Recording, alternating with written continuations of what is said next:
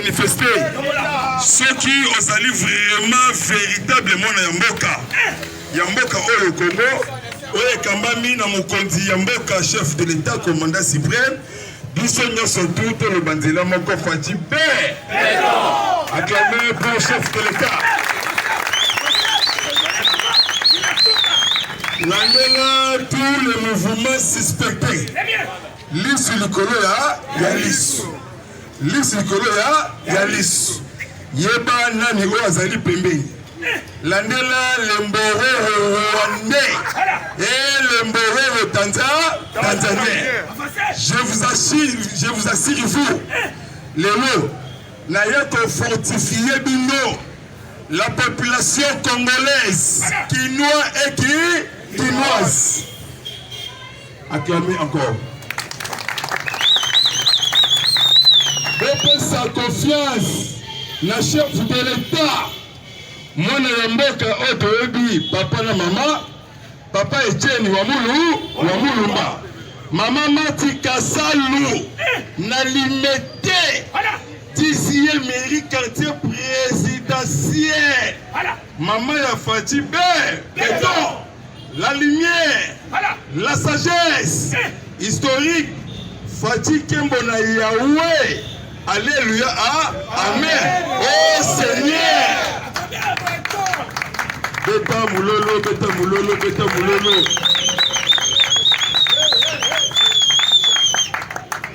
Base IDPS, na peuple congolais, tout ça bomoko. Même morale, même esprit, toujours idéologie, il y a les peuples d'État. Bame Yungana, Fati Songa bo politique. Batu lampaka ba mona pe. Mwana mama. Mwana mama Mambu Masobele Hippolyte Kanambe Kazembe Rembe Touale. Bientôt Ozare. Toujours ba âgé de l'air. Nangambu ya ba Rwandais, il y a des Kabili. C'est fini. Abouo. Conseil des ministres. Il y a vendredi. Présidé na chef de l'État. Namonaki maman F. Bazaïba. Nabengi maman Warriors. Maman ya environnement. Acclamé pour la maman Bazaïba. Chef de l'État. Ayebisi ba ministre Boye. Boza ba ministre était ya parti politique. Boza ba ministre Yamboka. Peuple congolais, Azose la sociale, Alia Kitoko, Alala na Esengo. Quand le chef de l'État vit le conseil des ministres, c'est ma photo. Abenga Kiliboso, ma maman. Abengi maman et Bazaïba. Commune elongi ya maman Bazaïba et l'engue au wapi. Donc, maman, la histoire n'a a commis ministre. Donc, il ministre avait environnement. Toi, tu as bien maman Yaka, maman Kouissa. Maman Yé, a kangi photo, na Mokondiabo, Yamboka. Maman a côté na 4 bureaux. Maman F. Bazaïba. Pour soutenir Bango. Babosala Kitoko. Pour l'intérêt général.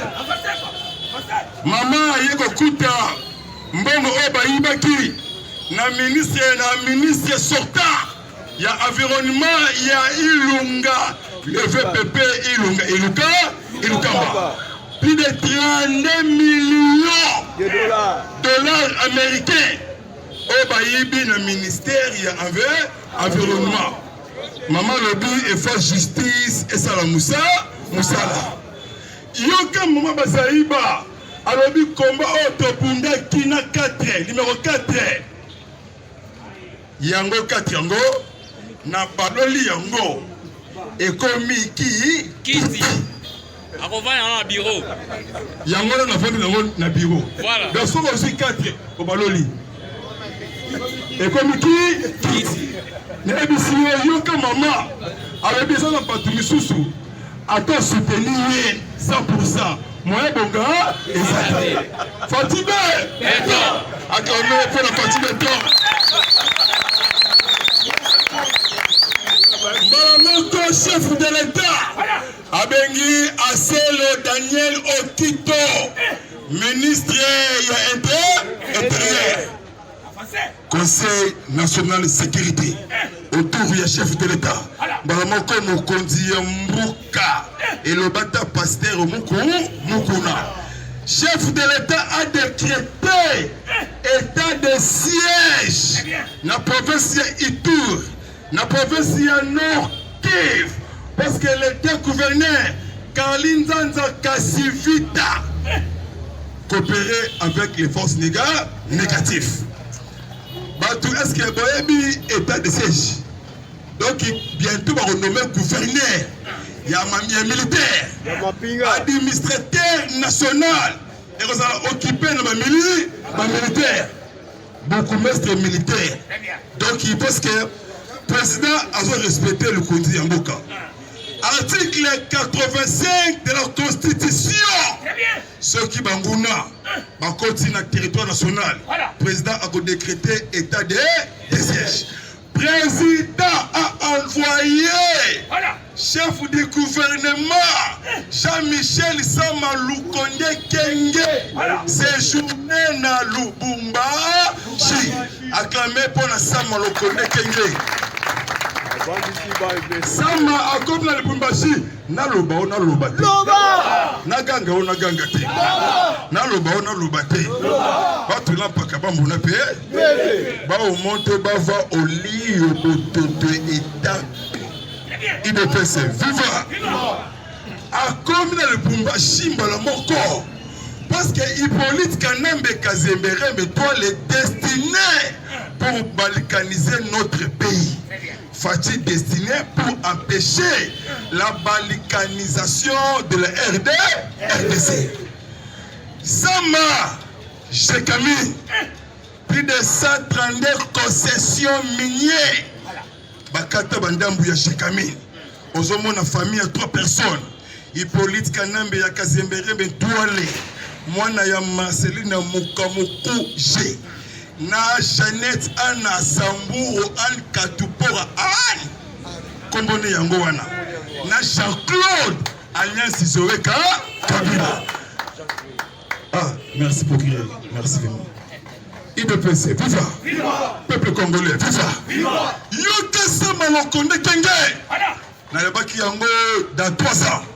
Budget Yamboka, une année 12 milliards.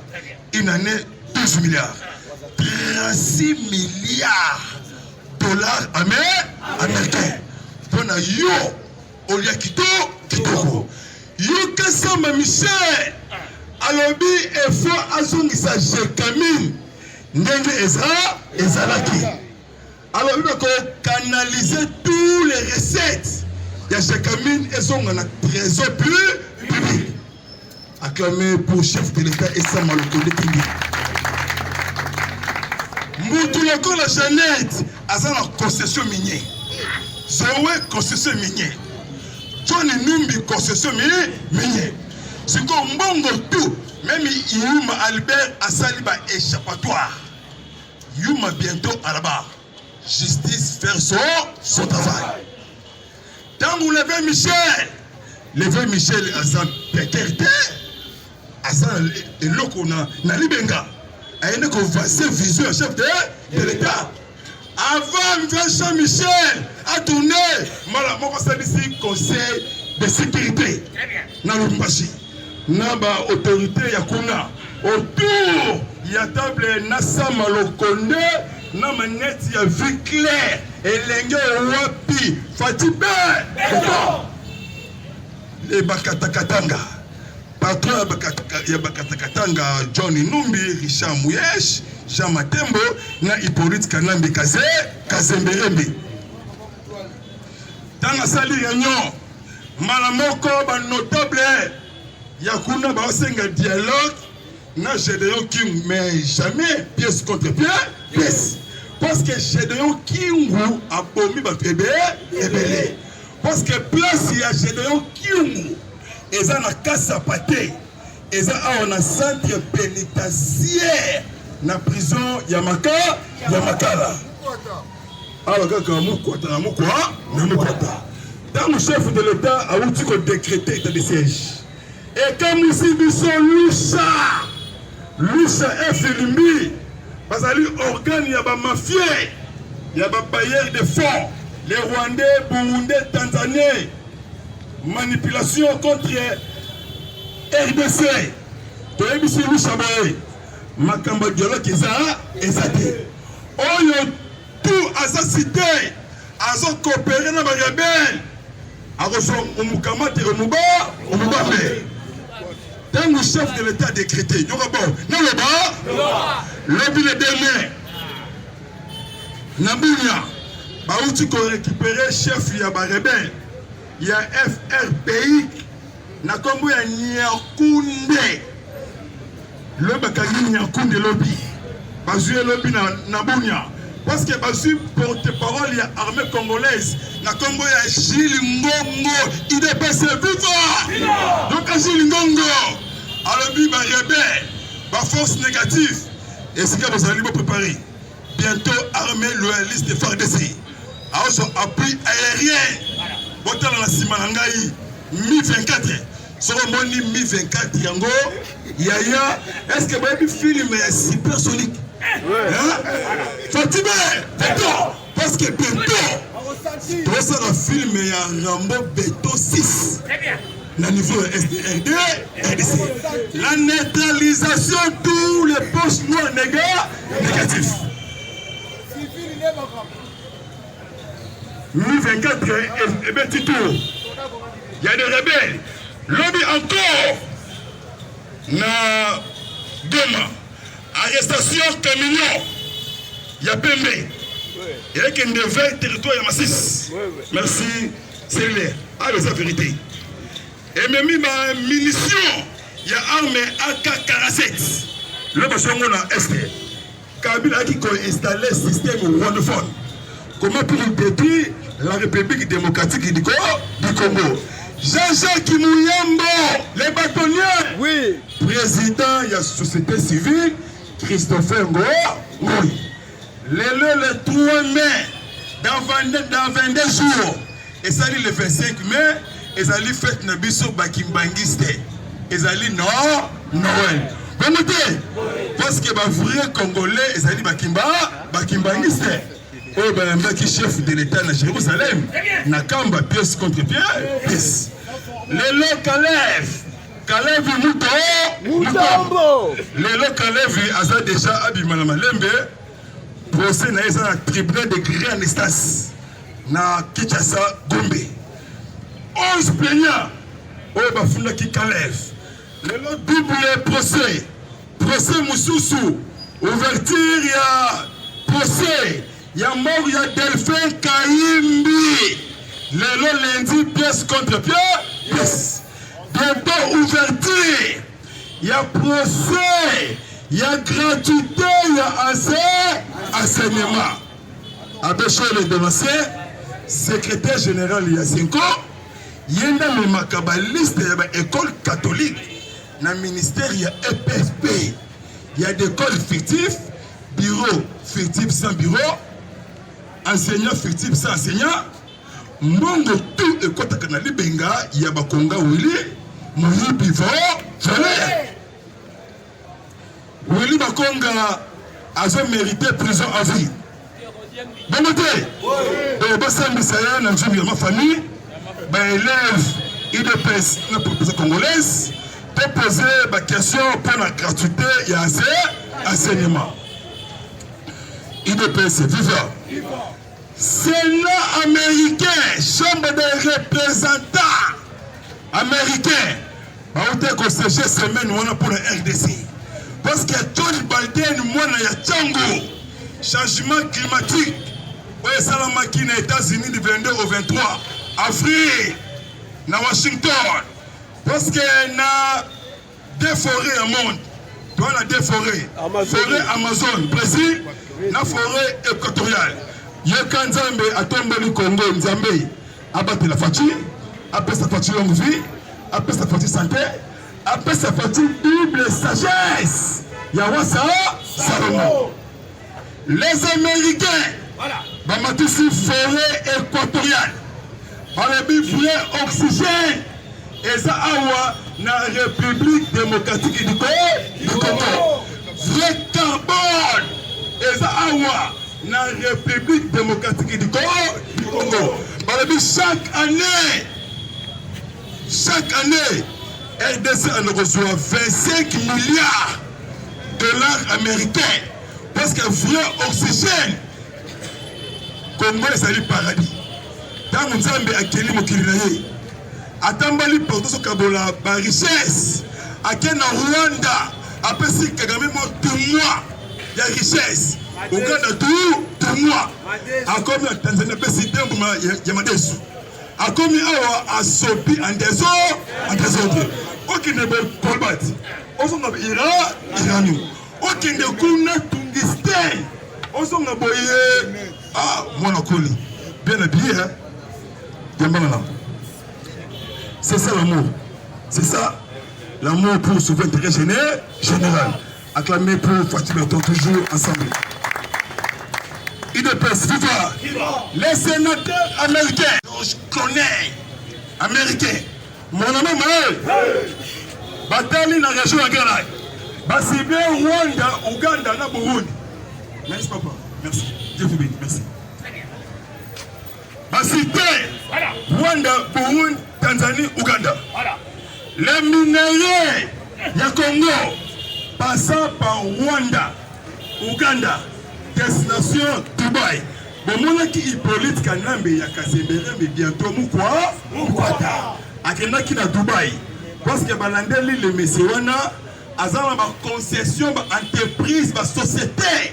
Namba Mouwa Yibi la Fenta, la Katia Congo. Semaine le vieux monsieur Christophe Kodia et premier vice-président honoraire Kabundi Akabundi Jama, l'homme des casquettes blancs, maintenant acclamé pour Fatih Berton.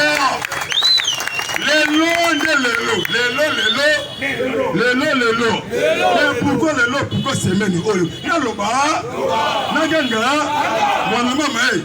mon maman, votre lot Pakaba, mon appel, Kiaku, Kenga Nakia, Pibumba, Dibaya, Gadashika, Betoboui, Bayambe, Badiva, Bayambe, Mbatenoué, Zibula, Makuto, Moua, Babangi ya Luzolo, les deux télémas qui s'allument pas, les bandas. Idofa, Kikwiti, Massimanimba, Ebwenge, Équateur, Kisangani, Philippines, Libende, Guadeloupe, Yémena, Sidi Ubangi, Eno, Rosakwe. Idofa, Sidifa, Sigo, Semeni, Nani Oyo a convoqué pour l'ancien président a 680 000 dollars américains chaque mois, 2500 hommes. A été poursuivi. IDPS FIFA, Assemblée nationale, ils ont modifié le statut de l'ancien président. À cause de la poursuivi, la justice, n'a pas crime au Sali et ma paix. Nakati RDC. En plus, par le salaire il y a 680 000 dollars américains chaque année. À 8 400 000. Donc il petit Kabila salaire n'a pas même maintenant on s'en va monter. Donc on s'en va tout ça tout ça tout. Oui, ça va monter. Article bon pas Pamba. 2500 sommes. On va Futaki. Balongo lié toutes les sécurités à commune à la police. Ya Mungala, Muluba, Mouchoueli, Mukongo, Mouyandi. Alandelaye partout au Mukama, au Mukamata. Pour qui n'a pas ça, l'article de Konangai, Monacoli, donc vraiment à bête capé du Colosomo. Yokabo, un milliardaire chinois séjourné dans RDC. Mais c'est Wan Ming-jin. Wan Ming-jin, c'est un Chinois. Année où il Souka. Bazako installé usine de fabrication de la voiture Mad Congo. Mad Congo. Na commune ya Maluku. Commune ya Maluku. Camion wana yosalama awa. Et route na mboka yosalama awa. Balobi Congolais rotambola na voiture en désordre. Bopé sa fatigue confiance, tokolia, tokolemba. Justice et ça la Moussala. Merci vraiment. Ngana bino lobby. Monakoli abeta. Chaque jour, pendant que démarrer de l'équipe. Bon côté. Monakoli, n'y a pas de l'eau. Merci. UDPS Viva. Betelana nous président Miyake Maboko Makasi. Parce que c'est parmi les présidents Oyo Basalaka toujours na bolingo envers ba jeune talent au Bali Koya envers Batunyoso vraiment Bobetela et les sous Maboko Makasi. Parce que ngana benga kaye Zinedine Zidane. Il ne peut se vivre. Alors sans plus tarder, Toali Kokota na actualité politique. Lelo na kolobela plus sur le plan diplomatique. Na kolobela sur voyage ya premier ministre na niveau ya Lubumbashi. Et puis avant ya ko développer tous les 2 points na ordre du jour na ko banda na sommaire sur état de siège. Pena nini batu baliko linga kotelemela état de siège parce que batu wana bazali ba ennemi ya peuple Congo. Tout le monde dit soi-disant ceux qui louchent sponsorisés par les cadilistes. Oteno toaliko yebisa chef de l'état atika makambu ya état de siège wana mais alors que ezali na kati ya constitution na article nango 85 UDPS viva. Et puis boye bakeno ezali kaka passe. Mutu oyo azali capable de ya ko gérer hôtel oyo bapesa ye a gérer. Awa nali koyebisa bino hôtel Faden House ya Samuel Eto'o bablokaka yango te basali nini parce que gérant oyo azali wana Madidi azali kofuta mpaku ya l'état UDPS viva alors que Fatia fongolaka yango futa ata mpaku alingi kofuta te babloke yango lisusu epa ya DGRK yali mpona koyebisa bino ke non yo mutu ali incapable ya kogérer hôtel mais boni mboka munene boye okogérer yango na munoko ni yango boyoki efu bazali balobi wana ezalaki nango ka stratégie pour to garder masse na 2023 le président oyo peuple congolais a éliraki ezali Fatimbe vérité et qu'on finir toujours par trio awa sikoyo fongola matoyi oyo UDPS viva. Chers combattants, guerre ya Est, yalaki guerre moko ezalaki na 3 piliers. Pilier ya liboso ezalaki ba occidentaux wana nali kotanga Union européenne na quelques infiltrés na kati ya Conseil d'État. UDPS viva. Deuxième pilier ezalaki ba MONUSCO. Pourquoi MONUSCO a comprendre que non Fachi a démantelé le réseau. Il y a 3 anciens secrétaires il y a Nations Unies au babandaki pour prier guerre ya Est. Il ne peut se vivre. Et puis 3e pilier au babandaki ko simba guerre ya Est et zali biso moko ba Congo ba Congolais les Congolais manipulés parce que au monde ndoki faut aller ailleurs il faut alanda pendo kina libota na bi l'air bakoya bakomi même moral bakolia yo ande pas mutu a respecter yo il faut yo moko omi respecter pas mutu a respecter papa na bino il faut yo moko o respecter papa na bi mais boni aussi mutu net général Mamadou Ndala accueilli na niveau ya Est abundi a repousser ba jeune ba M23 mais Hippolyte Kanambe obengi ye songa ao asongi awa balesaka yembo mate basalini UDPS viva MONUSCO atali alobi kompango esalaka nde boye biso mpe tokota na ka sikoyo kocomprendre ke non Fachi a de boulonné yango ande tobandi nano na état de siège parce que tozali courir derrière le temps. État de siège na définition nango simple badécrétaka yango na kati ya conseil des ministres et puis ezali na kati ya constitution na biso na article 85 UDPS viva état de siège ezali nini état de siège ezali loi oyo le président azwaka l'air par armée étrangère et convoyir territoire na biso national. Donc l'air par armée ya ba payaneti ba Rwandais na kati ya République démocratique du Congo. Mais nini yango bandaki ko sala que non guerre oyo esilaté pendant plusieurs années. C'est parce que ba européens par rapport au code minier oyo Kabila a qui à l'époque le 9 mars 2018 avant à quitter le pouvoir Yangonde ezali à la hauteur ya makambu nyoso mais ezali na plusieurs poches noires on peut comprendre que non fachi libanda kati ezali ben l'air mokonzi azwaka décision ya ko décréter état de siège yeba ke non nini yango elekanaka ya liboso la police na kati ya ba province wana ezali remplacé par ba militaires. Deuxièmement, les cours et tribunaux civils va remplacer par les cours et tribunaux militaires. Il ne peut se vivre. Si yo Denis Sanga, elle a moukiste, un katumbiste. Oyo kedaki ko escroquer bande konabiso na Kasai. On a bien sali mutu ya IDPS to kande mutu ya la muka mune. Lelo ali côté le la état de siège. Azali côté le la état de siège azali ennemi ya peuple Congo. Fachi a bengisi tous les généraux. Mbororo oyo bazalaka na est na Kinshasa e. Bomoni na bilili ba généraux na kati ya avion.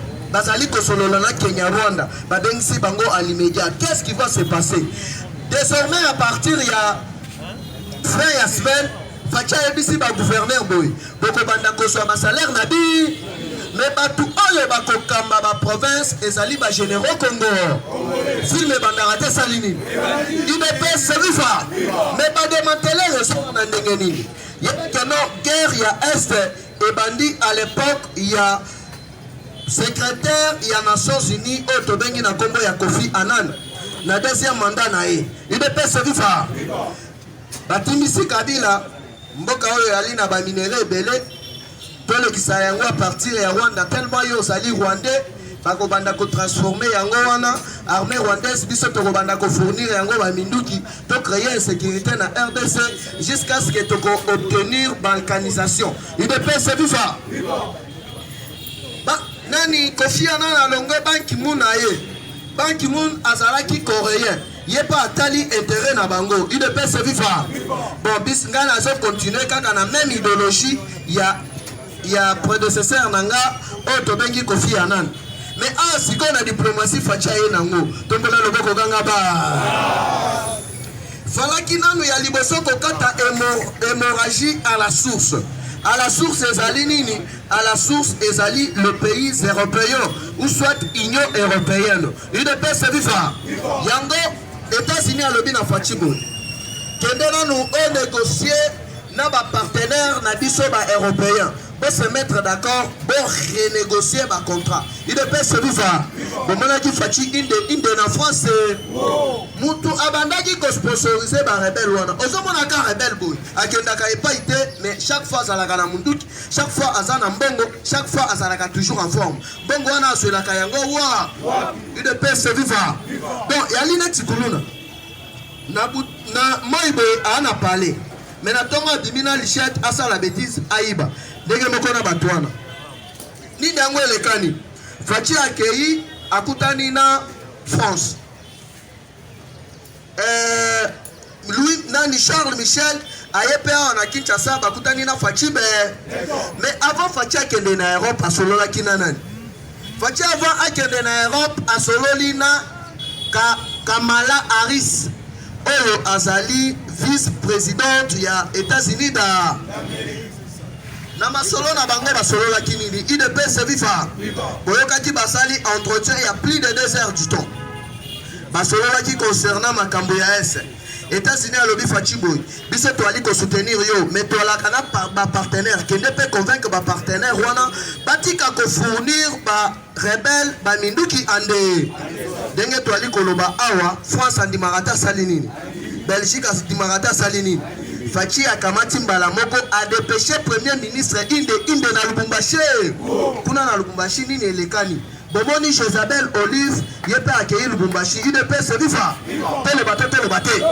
d'ailleurs to ali commettre ye en garde ministre ya intérieur Nyangala kata oyo ya Olive ali mutu oyo bapiye mboka pendant 18 ans toko permettre yete abanda koseka peuple congolais na soi disant mobali na ya za pacificateur ya wa UDPS viva comme ça toko benga Eric Lenge toko senga na ministre ya intérieur achaye général ya ville province de Kinshasa leo sama Lukondo akei kuna yebana nukeno bazali kofongola procès ya tata ya premier ministre oyo Kabila assassinaka na 2001 UDPS viva donc juste après l'iwa ya musée papa ya ba premier ministre adjoint azalaka assassiné a participé na messe ya recueillement mais premier ministre akendaki ye moko te akendaki na ba ministre nyonso ya espace ya Katanga UDPS viva ba yebisi bana nyonso ya Katanga fachini ndugu yetu tumusiteni parce que ni makila yetu parce que ababela kwa oni bakatangeni ba Rwanda mine ndenge to ali koloba boye mukolo ya lobi tous les bakatakatanga ba deposaka minduki te basali nini ba lobi mutu atinda kabiso ezali politika na monsieur Soriano UDPS viva bandimi ba déposer minduki betela premier ministre mabo makasi sikoyo les États-Unis apprendre que Union européenne majorité bandimi ko renégocier partenariat na RDC. Alors il faut que songa na case de départ. Case de départ ezali nini? Ezali accord cadre ya Addis Abeba. Toloba te. To panza te. To yebisaka bango machine ya politique na Congo c'est l'idée. Initiateur ya accord cadre ezali Kondo Etienne Tshisekedi Wamulu. Bomonaki na prise ya pouvoir ya Fachi a nommé coordonnateur ya MNS, mécanisme national ya suivi ya accord, Claude Ibalanki. Très bien. Dans les prochains jours, il est prêt viva. Fachi Akoyamba Wangsia. Azali président ya Azali représentant ya secrétaire ya Nations Unies na niveau ya Afrique ya sous-région. Il est prêt viva. Parce que les deux poches noires ezalaki ba africain ya sous-région na union européenne nazo yebisa bino eza na plusieurs pays africains oyo babandaki kolinga guerre wana ezala kaka soki otali na MONUSCO okomona ba Ghanéen okomona ba Béninois ezalaki réseau mobimba mais ba Congolais pona nini bazalaka na MONUSCO il est pas viva parti au pouvoir viva attention qui bazalaka mais bazalaka ta ba 2 à 3% et puis baskendaka wa awa sikoyoka il faut là nous déboulonner na niveau ya sous-région na niveau ya sous-région ba pays oyo bazalaki plus cité na kati ya massacre oko regretter na Ghana oyo bazalaki na kati ya likopawana il est pas viva sikoyo awa l'actuel secrétaire ya Nations Unies ezali Antonio Guterres azali européen ye aye sikoyo na vision ya politique mususu alors que Baba Ki-moon va faire violer accord de Vienne oyo basinyaka na monde mobimba ya koloba ete ba interdire exploitation abusive ya ba minéraux stratégiques entre autres coltan ba uranium na ba cobalt UDPS viva banani batekaki ba minéraux wana banani ba utilisaki yango abusivement ezali Hippolyte Kana alors na minute sikoyo il faut pas annuler yango na niveau ya parlement. Qu'est-ce qui va se passer? Il est pas se viva. Déjà il y a maintenant mukolo ya lelo ou soit mardi auditeur militaire général oh ba utaki konono inde na Lubumbashi ministre ya défense inde na Lubumbashi leo ba kolongo wana ezalina no pona kofungola ba dossier concernant banyangala kata oyo initiateur ya bakatakata leo ba kolongo wana inde na est yoso wana ezali na koyebisa bino que non il n'y a pas de développement sans paix. Yango Bomoni Fachi a décrété au Tobengi état de siège.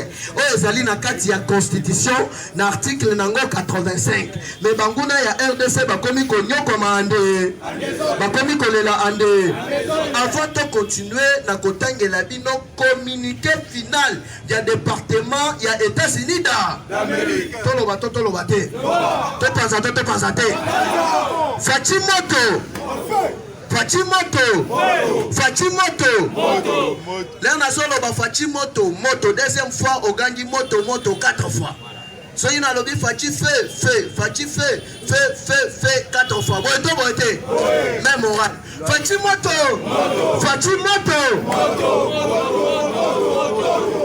fait. Il est passé du fait. Alors, si on tangela bino communiqué, il y a département américain. Politique est combien avertissement du gouvernement américain. Le partenaire stratégique de la République démocratique du Congo. Le gouvernement américain dit ceci. Le dernier avertissement aux pays voisins. Les gouvernements des pays voisins qui pourraient, par année de violences terroristes contre des civils dans les provinces du Nord et Sud Kivu de la RDC, afin de piller les minéraux congolais, feront objet d'une enquête de la Cour pénale internationale. Il était servi fort. Alors que Fachi Yemutu Azali Nabato ya Union africaine. Il était servi fort. Azali président ya Union africaine. Tout yo européen, yo américain. Jamais au Koya na projet plan moko boye na kati ya Afrique sans que ye moko aye. Awa tozali na kati ya état de siège. Facha yebisi ba gouverneur. Bofonda na mpembe na ba chef yari ba ko sala ba militaire ba gouverneur nyonso ya ese ba mili. Bino ko sala wa gouvernement ko banda ko pesa bino mbo. Total asikoyo guerre oyo e utaka wa. Ide pesa FIFA. Bileki bango biko. Tokola le boko ganga ba. Fachi ben. Kozala sikoyo na esengo, kozala sikoyo fier na président oyo azali 100% Congo. Awa sikoyo nini alingo ekomi kolekana. Kabila azali prêt. Alobi nanzele ya bavoka na ye azali prêt ya ko négocier na justice internationale, mais à condition que ye azala libre. Pourquoi Alingas à la libre? Il est pas vivant. Chers combattants, par raison de ya terroriste. Namon, à part États-Unis, France paix à Kayango Maka. Dernièrement, Katoum a été au Maroc.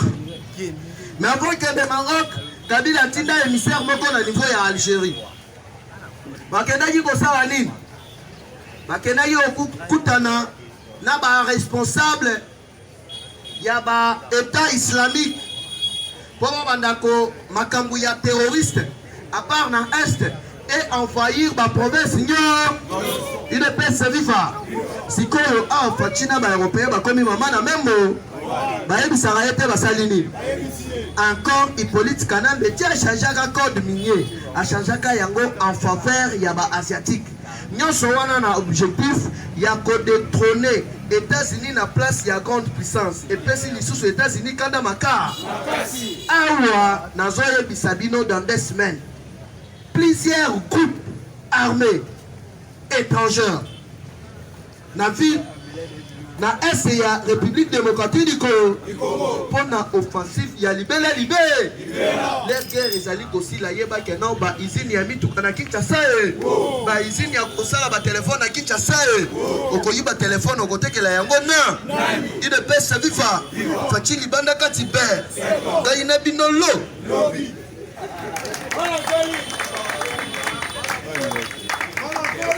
nana bino pelo.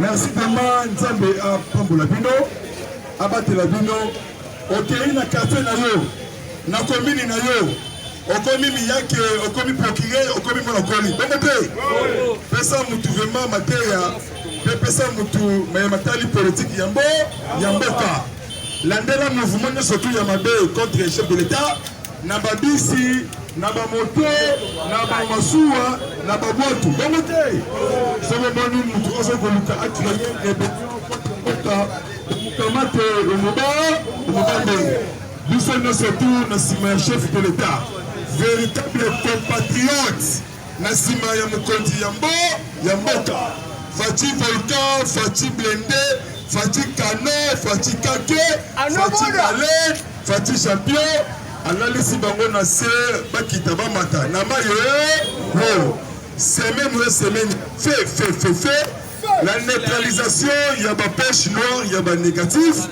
lokola ba rebelle ougandais ADF na le terroriste islamique les rebelles Guido Chimirai basakuna na este parce que ba semaine wana bakindaki na Kongo ya Rukunda Ndarumanga Rukunda bakindaki na este vraiment merci vraiment bote mingi na ba diaspora congolaise po bandaka biso vraiment na etandi ya monde bolingo bomoko po na intérêt ya Congo to bundela mboka na biso po batikela biso yango na bakoko na biso lelo kabiloka yoka te po babengi tribalisme ezala musika na biso nyonso ezala na nsima ya chef de l'état topesa mwana ya mboka confiance.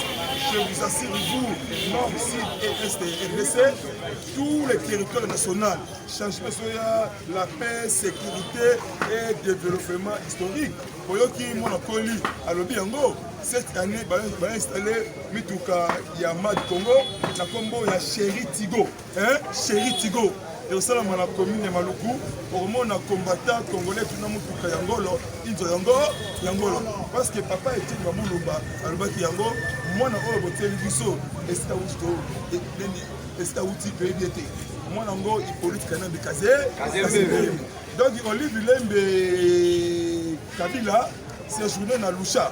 À quest parce que famille, encore personne.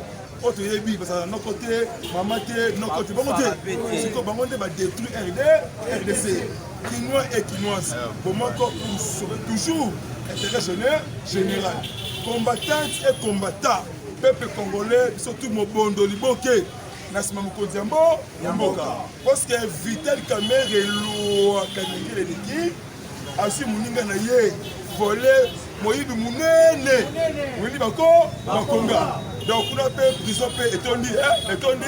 En tout cas, ça vraiment urgent. Quand on a bolo comme Yassika, attends la commune Malukuna vraiment, attends la commune attends la prison préfabriquée et vraiment bon. Parce que Kabila c'est là qui n'a laissé aller. Là na yo, moment na yo, là c'est le président. À Koutani na état de droit. Parce que nous sommes des pays. Comme on a dit qu'on va faire l'état des droits. Parce que justice est une nation. Moi, je suis Venangai, Damas, Balakou, au niveau de Londres, moi, je suis à Tongo, Papa Gabi Impakala, nakati à Londres, vraiment, même Patrick Yave, au niveau de France, donc c'est vraiment. La possibilité sur le bout de la Big Shing na Londres, Coco Ingeta, toujours vraiment Ingeta vraiment, Bomoko, Bolingo, tout sauver toujours pays de nos ancêtres.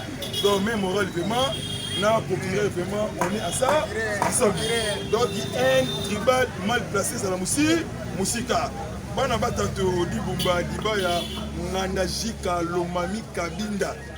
Dibumba Dibaya, la bonne sanité pour la Kamila. La bonne sanité Katoka 1, 2 et 3, commune Ndesha, commune Yanganza. Donc, mon développement, c'est ma chef de l'État. Dans le village, il y a maman Mokozi Mboka, maman Titolo. Donc, mon corps, tout ce intérêt général. En tout cas, vraiment, on a reçu tout ça vraiment, pour lancer vraiment quand la Ligue est arrêtée. Il faut m'en bien. Pour ça, vraiment, Apollo, il y a Fatia Pesadiso, candidat, identité. Donc, élection 2023, Ezali. 2023 est là, élection. Donc, on peut se pointer à ça, à Zate. Donc, mon idée baisse. Donc, après, déjà tout. Après, en 2023. Ce qu'il y a élection, oui, priorité, recensement. Congolais a sa carte d'identité. Donc, on sent là-bas, à 15 000 polos. Donc, tous les peuples congolais. Polo, voilà, et qu'on a fait. Donc, vraiment, recensement général biométrique. La carte...